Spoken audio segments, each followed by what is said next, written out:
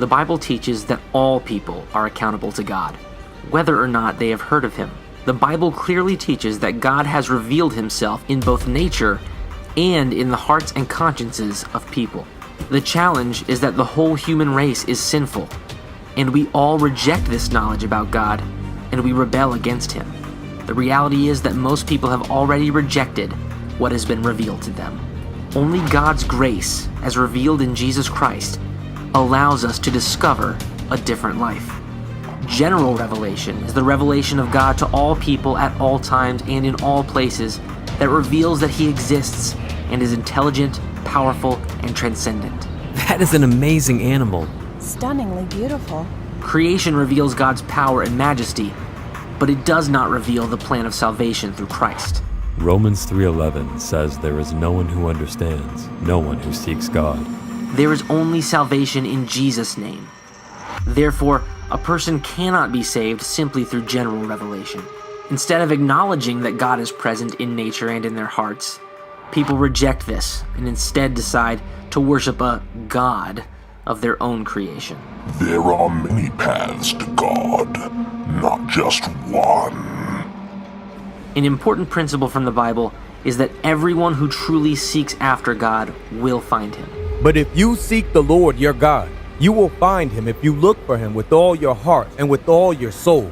If a person truly desires to know God, God will make Himself known. A good example of this is found in the book of Acts in chapter 10, in the story of a Roman centurion named Cornelius. Cornelius knew about God and was devout and God-fearing. He gave generously to those in need and prayed to God regularly. God instructed Cornelius to contact the Apostle Peter and invite him to come to his home. Cornelius obeyed, and Peter came and presented the gospel to Cornelius and his family. Cornelius and his household believed in Jesus, and as a result were saved. No one, not even a good man like Cornelius, is saved simply by believing that God exists or by honoring God in certain ways.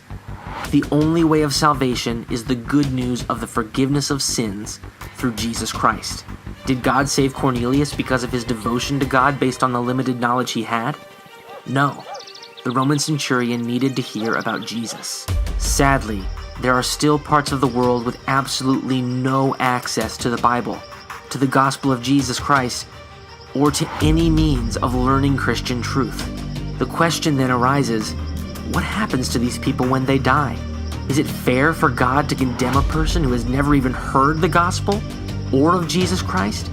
Some propose the idea that God judges those who have never heard based on how they responded to general revelation. God will then judge the person based on that faith and allow the person entrance into heaven. But Scripture declares that unless a person is in Christ, he or she stands condemned already. If people who never hear the gospel are saved, it's logical that we should make sure that no one ever hears the gospel. The conclusion of that line of thinking is that we should not share the gospel with anyone, since they might reject it. If that were to happen, he or she would be condemned. People who do not hear the gospel must be condemned, or else there is no motivation for evangelism. Why run the risk of people possibly rejecting the gospel and condemning themselves when they were previously saved because they had never heard of the gospel? Sometimes people who debate the fairness of God sending someone to hell who never had the opportunity to hear the gospel are deflecting attention from their own spiritual condition. I can't believe in that type of God. People are responsible to God for what God has already revealed to them.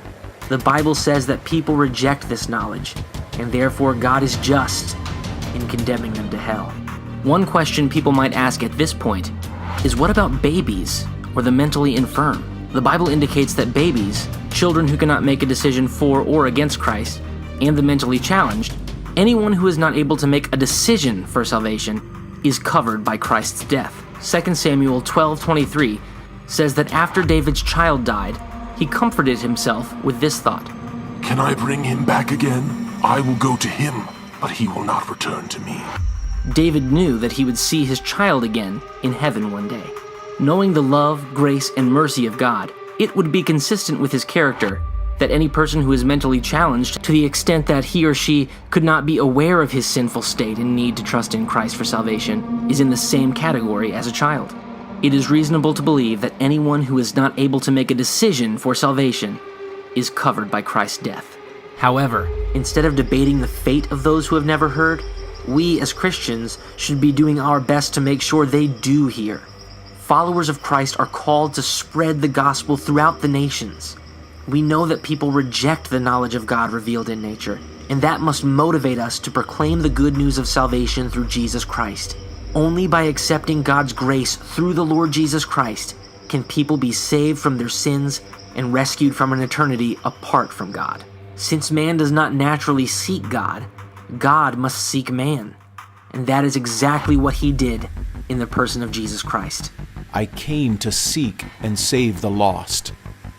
For although they knew God, they neither glorified him as God, nor gave thanks to him, but their thinking became futile, and their foolish hearts were darkened. Although they claimed to be wise, they became fools, and exchanged the glory of the immortal God for images made to look like mortal man, and birds, and animals, and reptiles. General revelation can be seen as a universal call for people to acknowledge God's existence. But general revelation by itself is not enough to lead a person to salvation in Christ. That is why it is so important for us to proclaim the gospel throughout the whole world. How then can they call on the one they have not believed in? And how can they believe in the one whom they have not heard? And how can they hear without someone preaching to them? Faith in the good news of salvation through Jesus Christ is the only means of salvation.